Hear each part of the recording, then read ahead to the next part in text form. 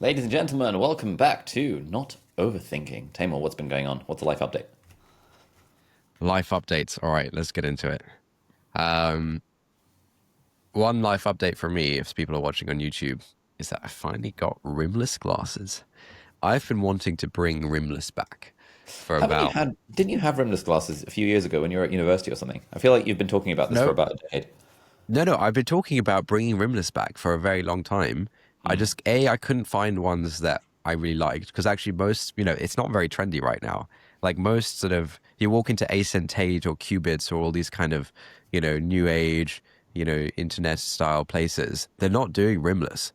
And so I couldn't find a style I liked. And also Lucia was against it for a really long time. But we walked down the local high street. There was a local opticians called Insights Opticians. Shitty logo, like just normal opticians, not trendy, whatever. We got an amazing service. The people were like super nice. They know their stuff.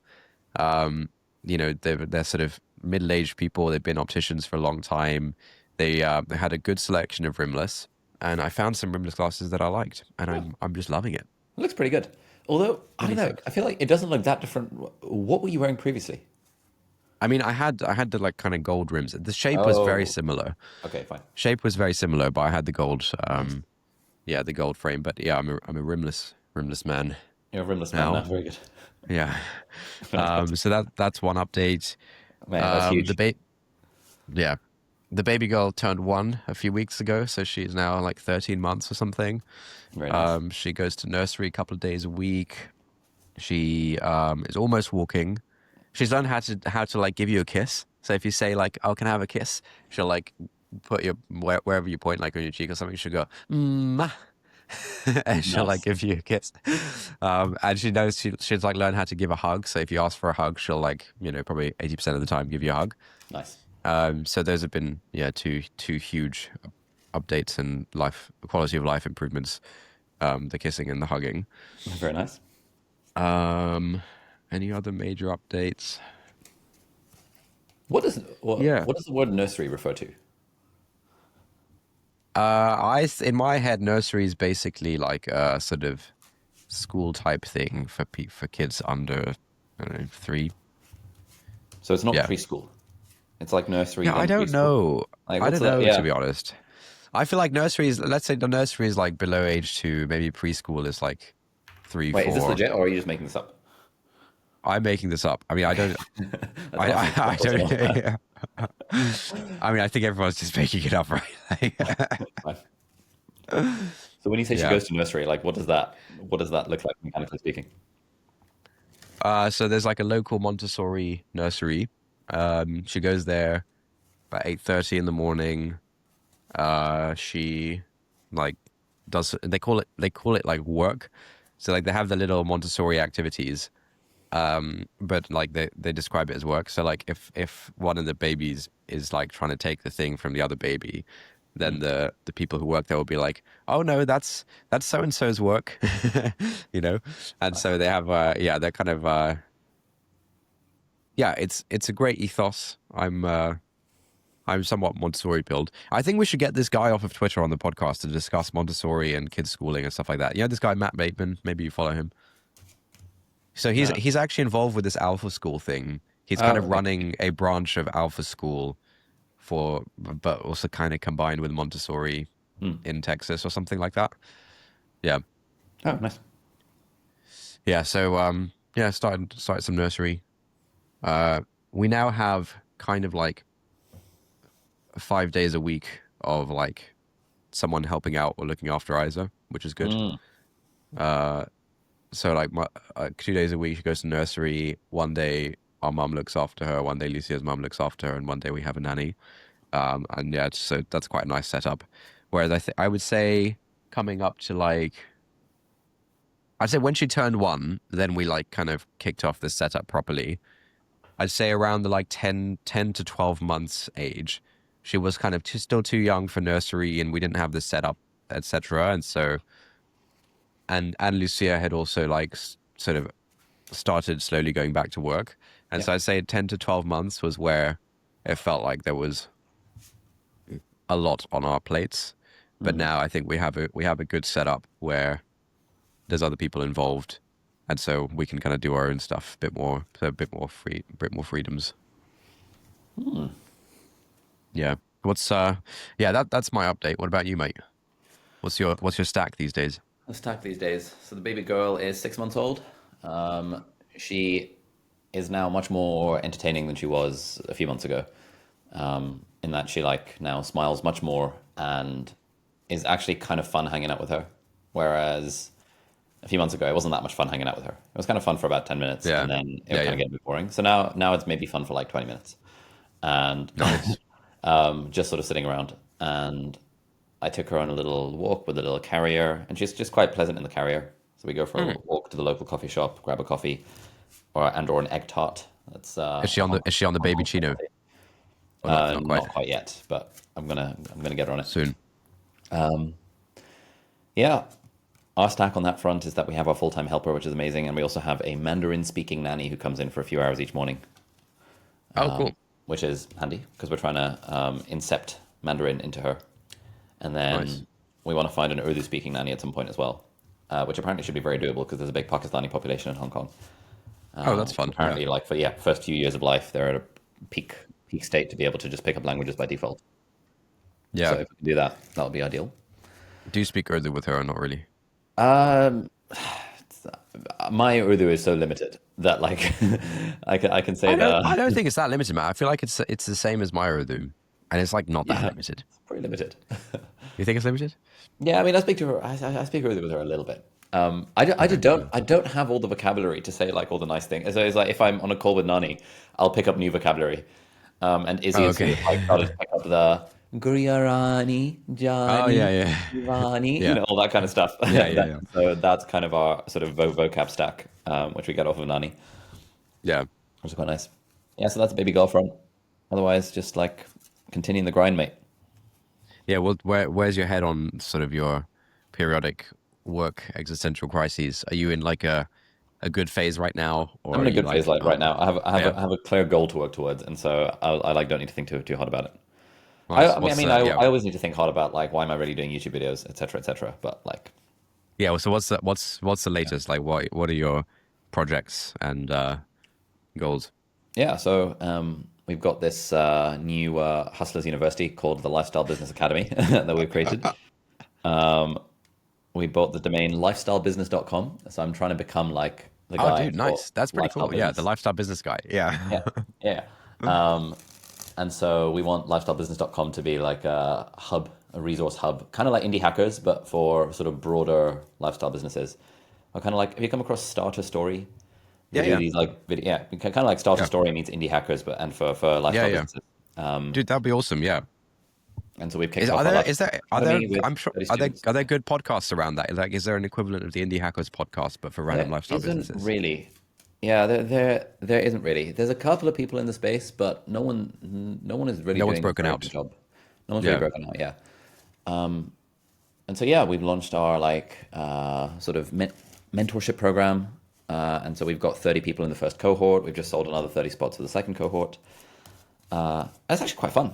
So we've got it's like a lot of like corporate professional type people from all different like niches, basically setting up their own online businesses for the first time Nice. and figuring out how to figure out their niche, how to figure out their offer, like doing content, doing So outreach, it's all all that. it's all online businesses. It's not like someone's trying to start a bakery and you're helping them with that or something. No, we are limiting it to sort of online businesses that are either one-on-one coaching, one-on-one consulting, or a one-on-one service. Okay. That has to be priced at least $2,000 per client. We have sort of Okay.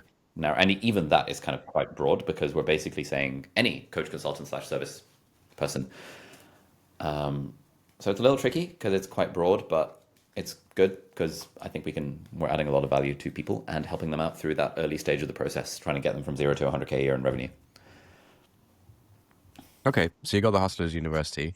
Yeah. How are the apps going? You're also doing the B2C apps, right? Yeah, the apps are going all right. VoicePal continues to grow despite my lack of input into it, which is amazing. Oh, nice. Yeah, it's just a very nice, very simple, well, simple, like a very, like, it does one thing really well, Yeah, that must be satisfying. which is very satisfying. And it just kind of works now, which is amazing. Mm. We launched Momentum, which did all right. We've had a couple of That's the like habit tracking one, right? the habit tracking one, yeah. We've had a couple of sort of team issues on that front with like stuff, like developers wanting to do quit and do their own thing, that kind of stuff. So we're like, okay, Okay, yeah, we're yeah. doing another round of hiring for that, and we've got Creator Grid, which is doing pretty well. That sort Oh, of is that influencer that marketing at marketing thing? scale. Yeah, yeah, Yeah. yeah. So what we're Yeah, sort I of feel sort like of that's got huge potential. it does. It's got huge potential. Yeah, so we have a lot of brands. Brands are very excited. We've got a bunch of creators in there already doing user generated content, and the brands seem very happy. So now it's just a case of recruiting more creators, paying them more money, all of that stuff. So we kind of have this stack of like we're going to have like a productivity suite of apps that all like talk to each other with like a Yeah. centralized productivity coach layer in the middle, and then we have the creator thing on the side. So those are kind of like the two strands. And VoicePal is just a sort of like thing in the somewhere in the middle that was just the initial micro SaaS experiment that seems to be working pretty well. Yeah. Nice. Don't you find all this UGC stuff to be just a bit like slop and spammy? Like Uh, I find, like to me, hmm, it's a bit sad that like in the current sort of meta for marketing is that you get an army of randos to like make TikToks and Instagram reels that are like kind of sponsored, but sometimes not clearly. hmm. And then you hope that, two of these, 500 reels by complete randos goes viral. And then, you get some reach and then you kind of rinse and repeat. And, like that seems to be the meta for how to market stuff. And Yeah, it just seems depressing. like don't hate the player, hate the game. I'm not hating the player. I'm hating the Yeah, game. no, I agree. It does seem a little dystopian that that is where we've come to. Yeah, I mean, what has the thing is, I feel like the deeper you go into marketing, the more dystopian it seems, because like any of these things, books about copywriting or marketing and stuff, it's basically like the classic thing is take an insecurity someone has, agitate the problem, like twist the nail into the insecurity that they have, and then position your product as being like the solution to this insecurity. And so you get a lot of like manufacturing of insecurity. Then you have Yeah, all I guess the that's yeah. I guess that's the sort of the seedy underbelly of B2C rather than the pure rarefied air of B2B where you just deliver some value with some ROI and everyone's happy. Yeah, sure. That is the issue with B2C marketing. Trying to create desire in people because people are more motivated to solve pain than they are to move towards like move towards Wait, optimization. there was a really funny tweet I saw on this topic. Let me bring it up.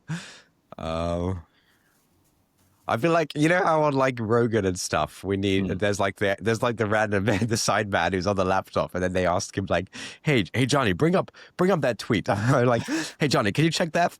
I feel like we need our own guy like that, dude.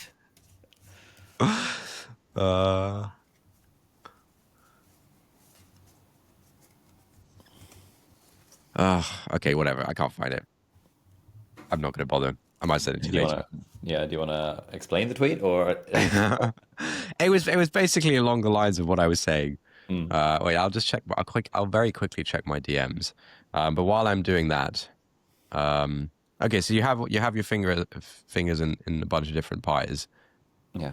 I mean, just on Um, the UGC point as well. I don't spend a lot of time on X.com, but last couple of days I've been browsing it, and I came across. I follow all of these like UGC, like, sort of like guerrilla marketing Twitter accounts that basically talk okay, about yeah, this app yeah, went yeah. viral because they did blah blah blah. And so one of the things that one of these app companies did is that they get these AI generated photos, like mugshots of like attractive women, and they caption it like, this woman went to prison for like, slapping her kid's friend's head in or something like that. And people are like, oh, hot girl mugshot. And then they click on the thing and then that like promotes the product or whatever.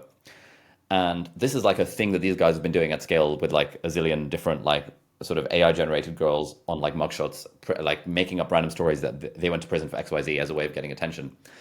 And so I saw this thread yesterday, and earlier today while I was scrolling, I saw the post itself with like 18 million views or something like that of the same girl saying that she went to prison in like Memphis, Tennessee or whatever for blah blah blah blah blah. And seemingly no one in the comments knew that this was fake. They were all like, "Lol," didn't realize they had women that attractive in prison, all of that kind of stuff. Yeah, yeah, yeah. Which was all the stuff that was just sort of making this tweet go more and more viral, and it was all just part of this sort of like kind of hacker in the bedroom kind of thing, just generating all these like random images. So I don't know. Wow, that's It mental. does seem a tad dystopian. But you don't. You're like cracking on. You don't worry I about mean, it. we're going for at least the influencers we have are like real people rather than AI bots. Yeah, fair enough. So in that context, it's like fine. And we're very clear that you have to disclose blah blah blah because we work with quite like big like successful brands like Superhuman and Todoist and stuff, and they don't want to do anything that looks black hat. Whereas if Yeah, you're yeah, just like a startup going like zero to 100K or whatever, and yeah, then you have a lot less desire to sort of make sure all the disclosures are there and all of that stuff. yeah. You'll take the AI babe slop, sure. Yeah. So that's yeah, that's us. So how come? Yeah. So you're feeling good about the work stuff. You're not plagued by like, oh, why am I doing this and all that kind of stuff at the moment. Broadly, it's good. I mean, on the YouTube channel always plagues me Yeah. around like the I mean, do content you, stuff. But what I what's mean, what's your that's just regime there? You, what's my what? what's your YouTube regime? You YouTube have like a regime is we few have different like types of 1 or 2 videos filming and days a week and try and make stuff that's useful. That's kind of okay. the mandate. And like, is the channel growing? Like, is it still an important part of your overall thing? Yeah, the channel is growing. I mean, subscriber count grows, but like views have stayed plateaued for the last like few years since the pandemic. Oh, really? Yeah. So yeah, I mean, we're making less content, therefore actually views are down. Views are down from what they were like 2 years ago, and when we had like double the output. So yeah, I feel like I'm on sort of my YouTube channel is on a decline trajectory. If I think about like the grand scheme of things, I Okay. think yeah, 2017 through to 2023, 2022 was probably like growth. 2022, 2023 was probably plateau, and now we're sort of riding the downward Managed decline. decline. The what? It's called managed decline. Managed decline. Is that a thing? Yeah, Yeah, yeah. yeah, yeah. So that's the kind of stuff I've been thinking about. I'm like, okay, so if we were to continue to try and grow the YouTube channel, like what would it take?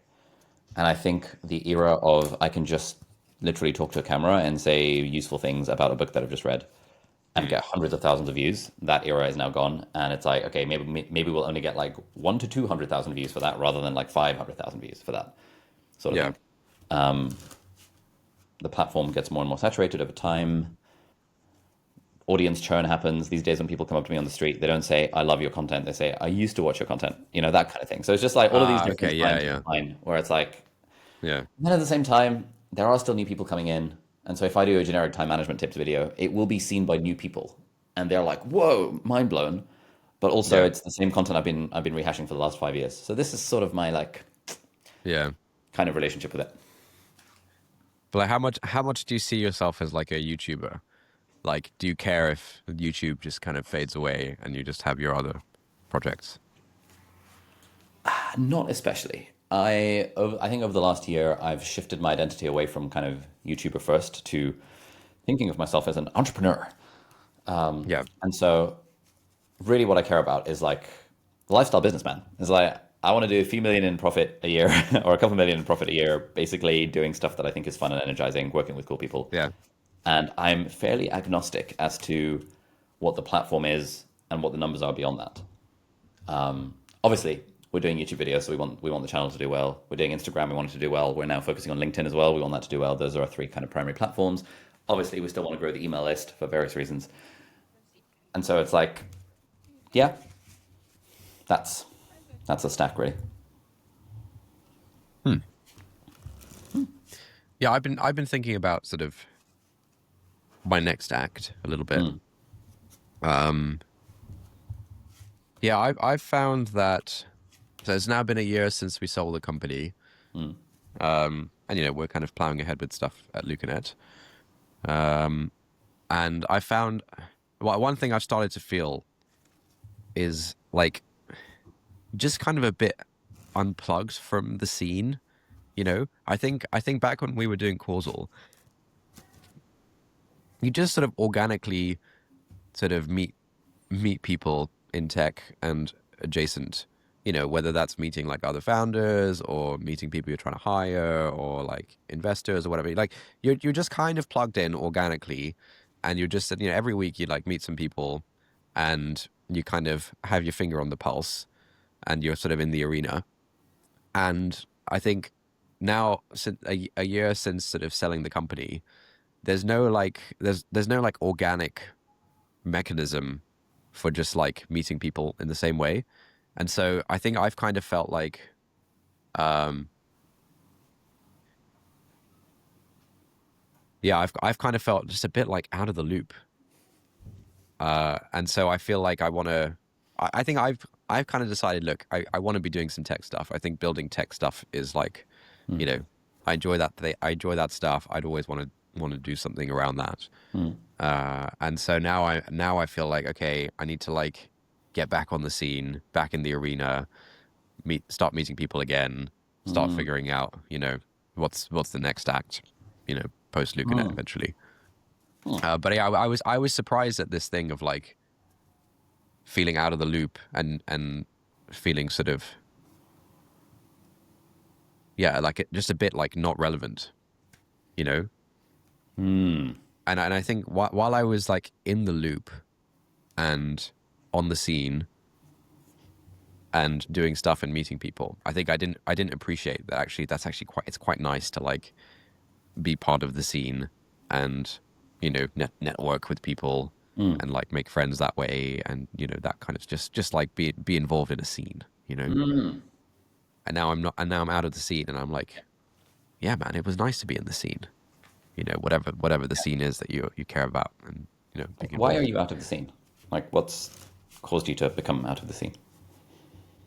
Well, So that once you sell a company, they no longer allow you to hang out at the events, or oh no, I mean, you can still do all that stuff. There's just no like organic need to do it.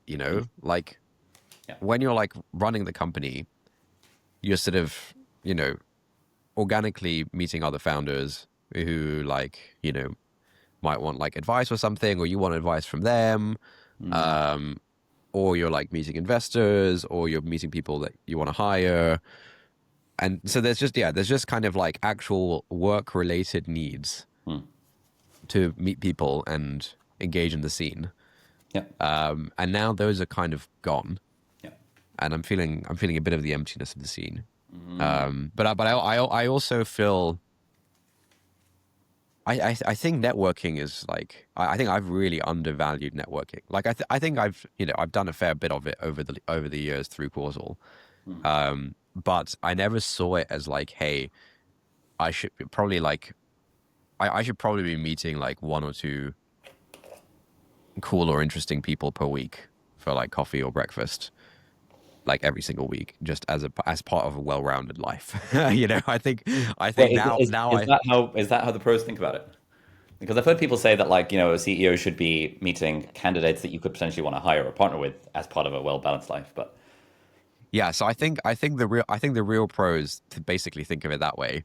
And I think now it's kind of dawned on me that like, hey, you know what? I think I probably want to be doing I'm probably going to be involved in, or I want to be involved in doing tech stuff like, for the next few decades. Like it's not something that's going away from my life. mm, And so now my mindset is kind of like, okay, so given that, like, of course I should be like meeting people who are doing cool yeah, stuff, and yeah, long whether term games with that long term whether people. Kind of.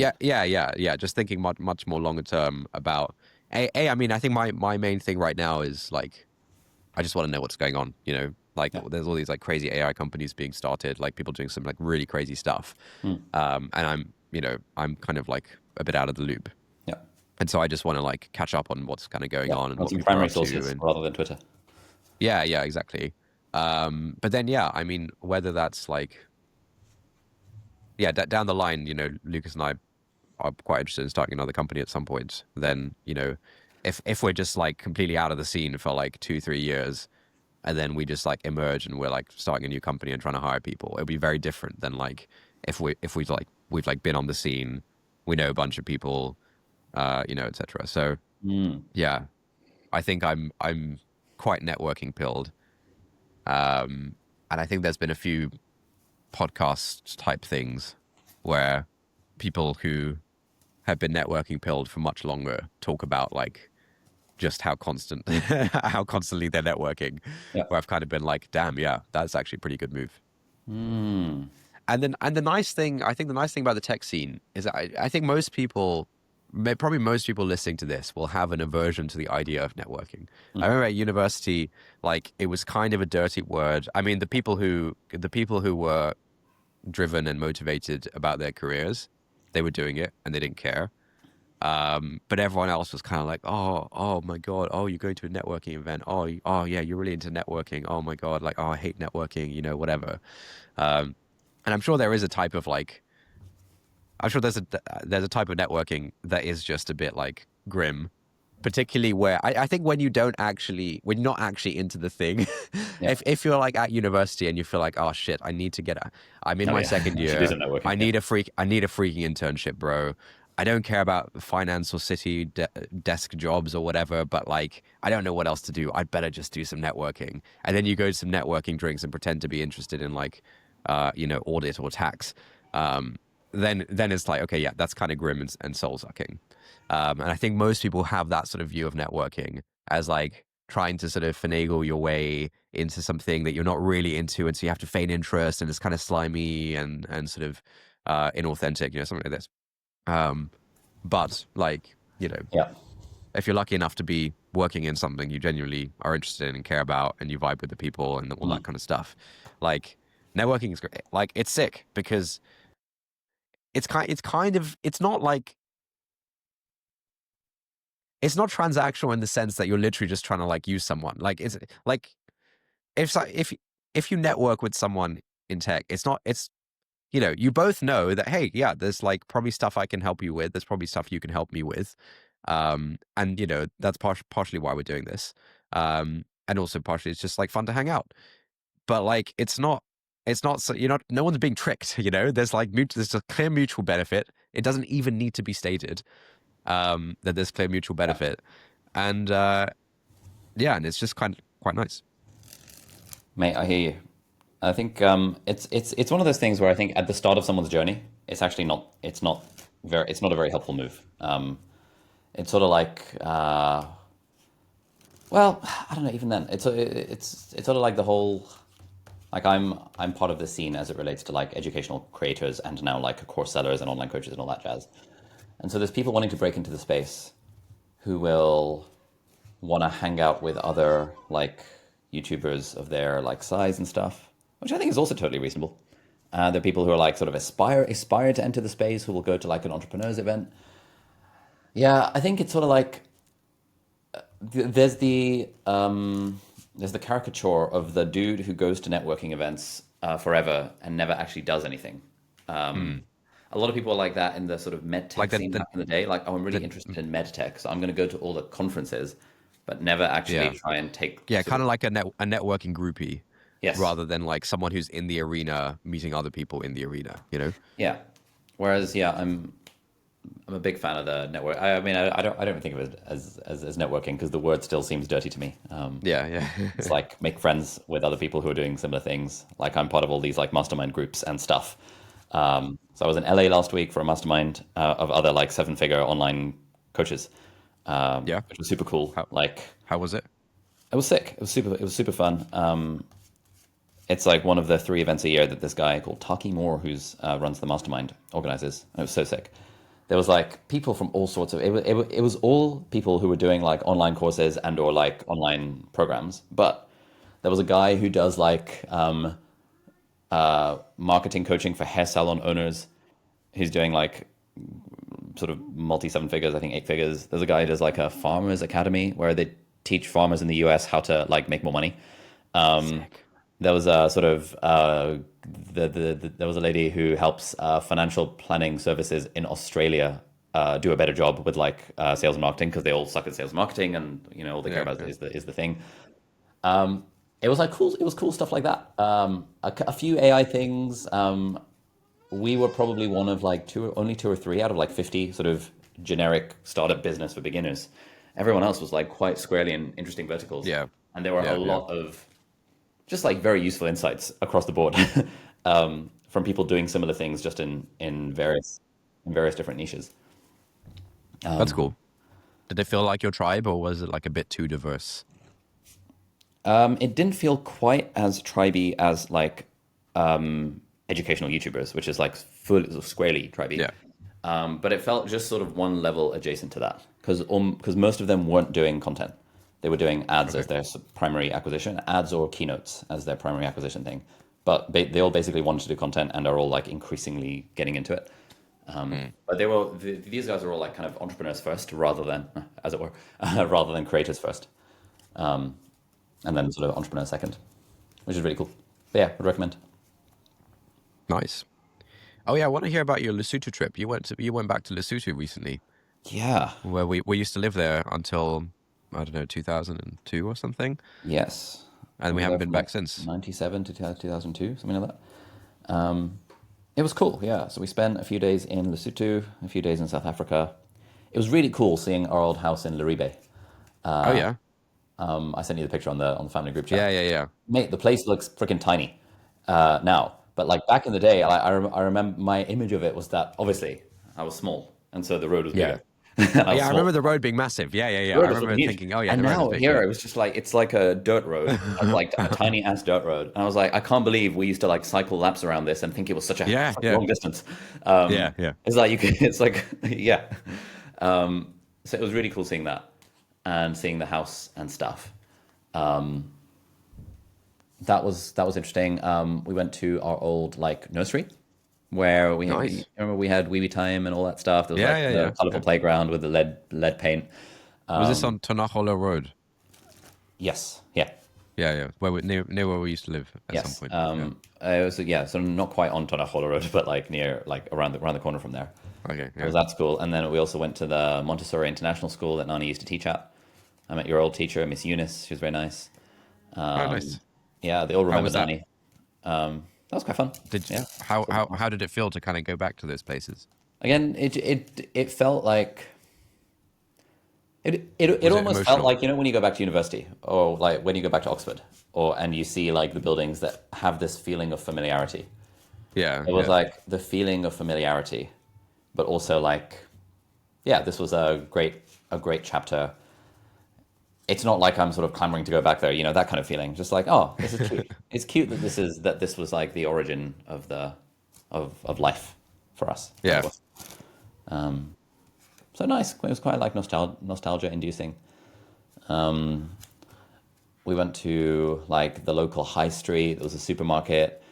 The supermarket had sort of rebranded many times over, but like the bread slicing machines were still there. Oh, I Remember, remember you used that. to like Yeah, slice yeah, the yeah, bread yeah. The bread slicing machine. and do Yeah, the yeah, thing, and so the bread slicing machine was still there. So it was like random stuff like that, where like most in yeah, this area has changed a lot, apparently. yeah, But there was things like that I distinctively remember, like oh, bread slicing. I remember slicing the bread and the smell was the same and stuff. yeah. Yeah, so it was quite a vibey trip. Nice. Yeah. Did you find it emotional going back to the old places, or were you just like, I wouldn't really be emotional if I went back to Oxford, but Yeah, maybe I no, it would wasn't. if It I wasn't. go It back to wasn't my particularly primary school or emotional. something. It was like, oh, this is cool. Yeah, Okay. yeah, like a feeling of a bit of a feeling of nostalgia, but not massively emotional. I think if I were a more emotional person, I probably would have done. Mimi cried each time we went to a new place that she remembered. Yeah.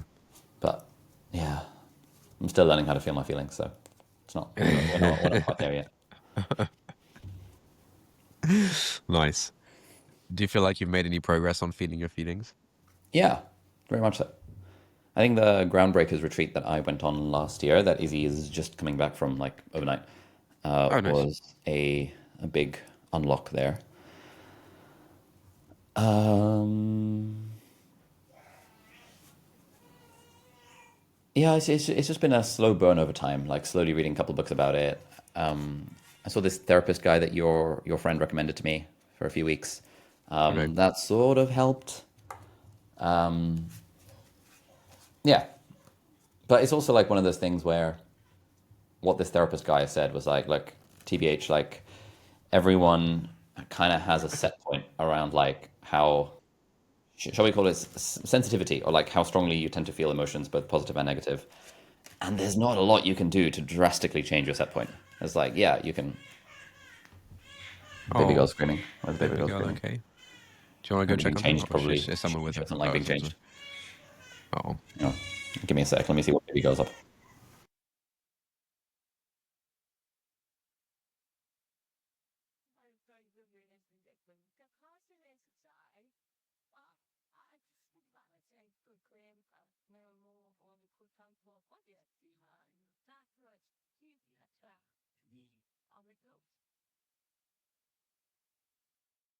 Man, the baby girl really does not like being moisturized. Oh yeah. Yeah. Every time the moisturizer comes out, multiple times a day, it's a screaming match. Oh And no. then we had to see a Poor thing. pediatric dermatologist like a couple weeks ago, and he gave us some steroids and then steroid cream, and then the eczema cleared right up, and it was Oh incredible. really? Nice. But then it's back again once you stop the steroids. I'm like, ah.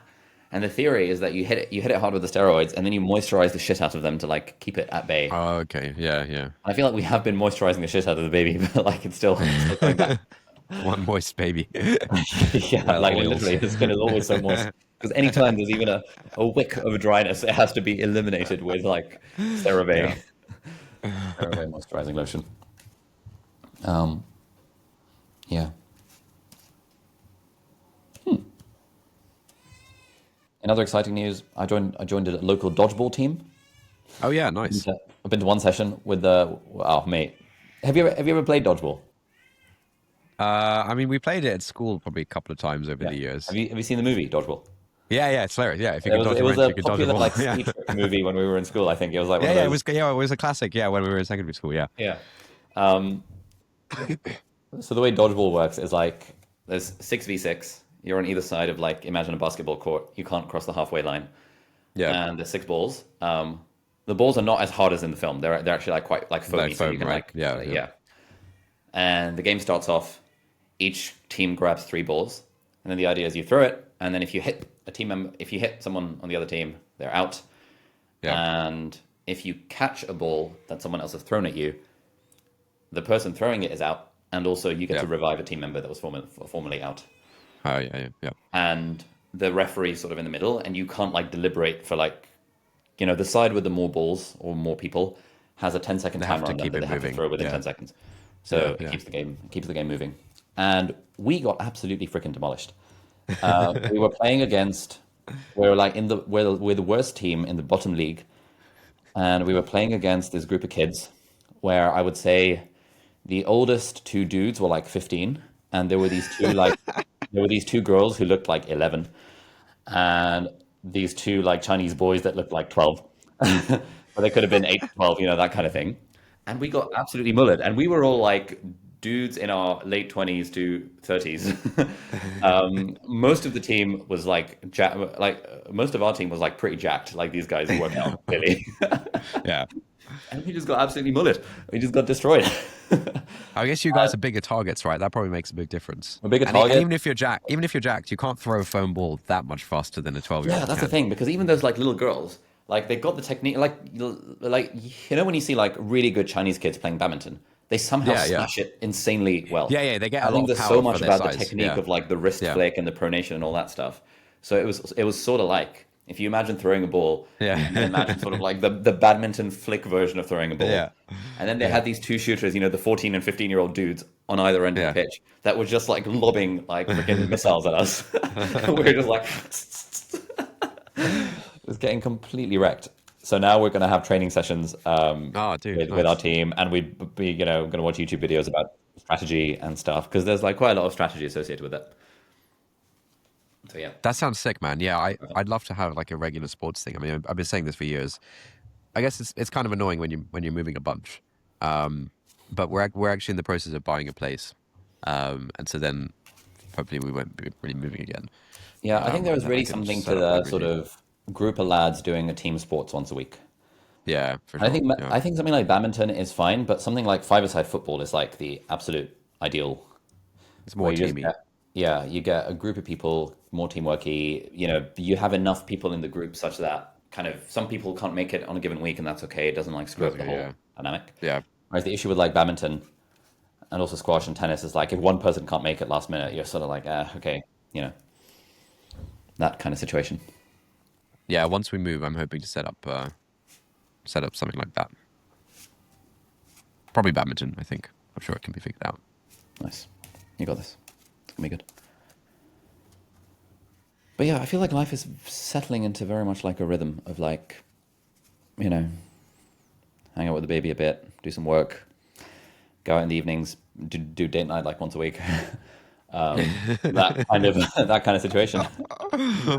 Sounds depressing, mate. Trying to launch new products, building a new sort of SaaS, consumer SaaS, and a couple of B2B things. Yeah, we've got a new in-person executive assistant starting 2 days from now, so that should be interesting. Okay. And so slowly building out the in-person team in Hong Kong. There'll be four of us in person now, in addition to me and Izzy. So me, Izzy, plus four others. Nice. So yeah, mate. It's just the day to Yeah, in day, person's good. In person's the move. day-to-day routine of life. What's your thinking about schooling? I've started to think about it a bit. I think we're pretty keen on homeschooling, but trying to Yeah. figure out what that setup could look like. And I mean, I listened to this podcast about Alpha School. It seems really cool. Mm. But then I've also seen like a bunch of negative things about it online that Mm. kind of they cook the numbers and it's kind of not what it seems. Um, yeah, you're keen on homeschooling as well, right? Yeah, tentatively. We might not start it like super early because I mean, there's just not a lot to do super early, and so we'll probably join like the local Montessori groups and all that jazz and all that stuff. Yeah, Um, but then I don't know. I'm keen on it. Just like if the kid wants to go to a normal school, then we'll be like, all right, sure. um, yeah. but I am keen to try it out. I think it should be interesting. What do you think about getting Matt Bateman on the pod? I Sure. can DM him. Nice. We Yeah, can chat absolutely. schooling and Montessori and Alpha School and stuff like that. Yeah. It'd be funny if Not Overthinking became like a parenting podcast, bringing in people to talk about that kind of stuff. Yeah, I think whenever there is a relevant topic to our lives, we should bring in an expert. Yeah, Have a chat yeah, about for it. sure. Yeah. I've been reading some funny books recently.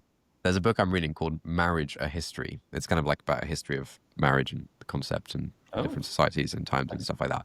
It's hilarious, dude. It is so funny. It's just like so funny to see how different it is. Because I mean,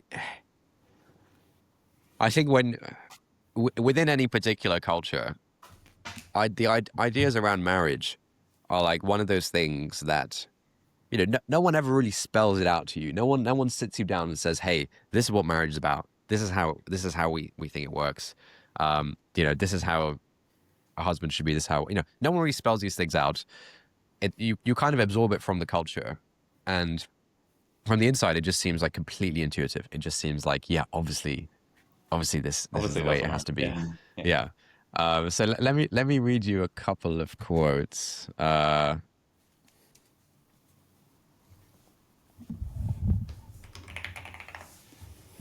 I've just got the read wise. Okay. So this is funny. I mean, even just seeing this paragraph laid out I just found it absolutely hilarious. Okay. So this is about what we think marriage is about today. Okay. Today, there is a general agreement on what it takes for a couple to live happily ever after. First, they must love each other deeply and choose each other, unswayed by outside pressure. From then on, each must make the partner the top priority in life, putting that relationship above any and all competing ties. A husband and wife, we believe, owe their highest obligations and deepest loyalties to each other and the children they raise. Parents and in-laws should not be allowed to interfere in the marriage. Married couples should be best friends, sharing their most intimate feelings and secrets. They should express affection openly, but also talk candidly about problems. And of course, they should be sexually faithful to each other. So just like seeing that sort of laid out explicitly, I was like, damn, yeah, that's pretty much what everyone Yeah. thinks. Yeah, pretty much. Yep. Down to a T. Yeah. And then just like reading about sort of, yeah, how it's varied throughout time is just like super interesting. So another quick quote. In the early 18th century, American lovers often said they looked for candor in each other, but they were not talking about the soul-bearing intimacy idealized by modern Americans, and they certainly did not believe that couples should talk frankly about their grievances. Instead, candor meant fairness, kindliness, and good temper. People wanted a spouse who did not pry too deeply. Whereas like now that would be toxic relationship. You got to be sharing your feelings with each other. All this kind of stuff. There's a hilarious quote which I posted on the group chat. This is any guys here in guys group chats. This is one to share with the group chat. Right. Plato believed love was a wonderful emotion that led men to behave honorably. But the Greek philosopher was referring not to the love of women, such as the meaner men feel, but to the love of one man for another. It was about the bros. It was about like brotherly love between like dudes. That was like the love emotion. Let me give you a couple more.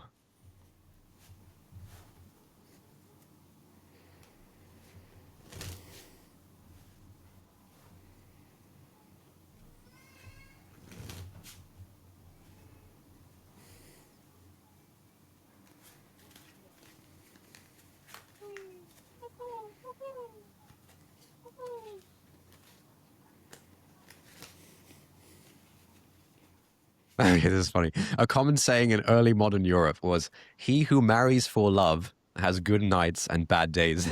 That's pretty funny.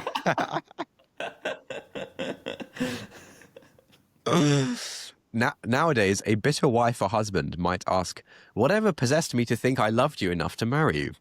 Through most of the past, he or she was more likely to have asked, "Whatever possessed me to marry you just because I loved you?" Yeah, it's just like so funny because it's just like something that is so like it's we just intuit like this ideas about this stuff. I think And like we don't just intuit. We also like moralize about it. Like this is how are it we should be. like in movies and stuff. No, but moralize about it as that we feel sort of. If you ask most people, should you prioritize the needs of your in-laws versus the needs of your spouse? People would say that it is the morally right thing to do to prioritize. Yeah, for sure. Yeah. Not just but what I mean is that we just sort of like intuit that like this is the way the world needs to work, rather than like in school someone sits us down and says, "Hey, this is marriage," and whatever and stuff like that. It's very funny. It's called Marriage: A History by Stephanie Kuntz. I'm wary of this turning into another Why Love Hurts part 4 or whatever, which was not a popular episode. Not a popular episode, no, people always love it. I think quotes are underrated. I think as part of my getting history pilled, it's just like really fun to read about the history of these concepts that we just sort of intuit what they mean and how they must be, and then you read about it and you're like, damn. I just find it so cool to see all the different ways that people slice up the world. We slice up the world in a certain way, and we think it's just like woven into the fabric of reality that the world is sliced up in this way with these categories and these things relate in certain ways and stuff like that. And it's just very interesting to be able to like see, that's kind of a different way of slicing things up, and whether or not you end up changing your mind on it, it's just like it feels very mind expanding to just be aware of the possibilities and the different paradigms and stuff out there. Meanwhile, I've been reading more Harry Potter fan fiction. That's been my. Oh yeah, is this still the Methods of Rationality? Oh no, that was months ago. That was like one episode ago. What's the latest?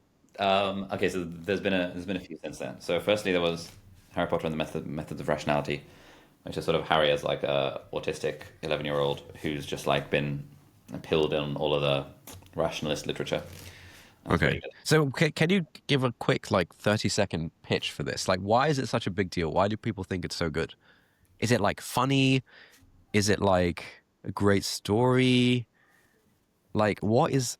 I haven't read it. Yeah, I think I tried to read it when I was like 14, and I was yeah, just like, sure. So, yeah, I'm not reading this. why is it so good? Okay. The reason it's good is because it is. This is just a really good story. I would say that's what it comes down to.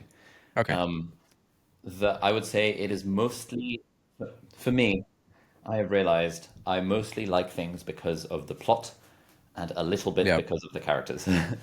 Okay. It's just a really, really, really freaking cool story Yeah. because it's sort of like it's almost like kind of Harry Potter written for adults, um, in the sense of like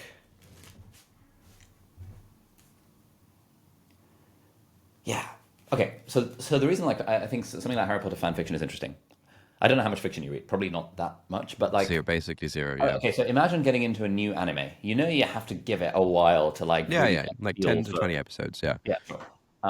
And there's something very like for example, if a new Naruto Shippuden season were to come out, you would Yeah. probably be all over that because you'd be like, whoa, like you've got the context to understand Yeah. what's going on, and you don't need to think too hard about it. Yeah. Yeah. Yeah. Yeah. Imagine you trying to read a Brandon Sanderson book, and it's like there's all these names and all these places and all Yeah. these like Yeah. Yeah. Yeah. I movies, and find you're it like, incredibly oh my god. disorienting. Yeah. But once you get it, you're like squarely in that world. So the reason fan fiction is interesting is because you've gone through the learning curve of like the Harry Potter universe, for example. You know the characters, and if you're a fan, you know the characters so well that when a fan fiction author makes references to things that happen in the book, you get the knowing smile and nod. They're like, yep, they're Okay. giving Yeah. you the cheeky nod and the cheeky wink behind the scenes. But Yeah. also when they then deviate from that, you're like, oh, that's interesting. Like, yeah, I guess there are different ways of thinking about marriage. That kind of idea. Sorry, I just have to get the doorbell. We actually have to wrap up because I have a I'm house gonna wrap guest up who's in the just middle of my arrived. spiel about fan fiction. Yeah, yeah. Sorry, dude. I'm really sorry about that. That was really bad It's all timing. good. But yeah, good to catch up, man. Let's do this again soon. See you next time. Bye. All right. See ya.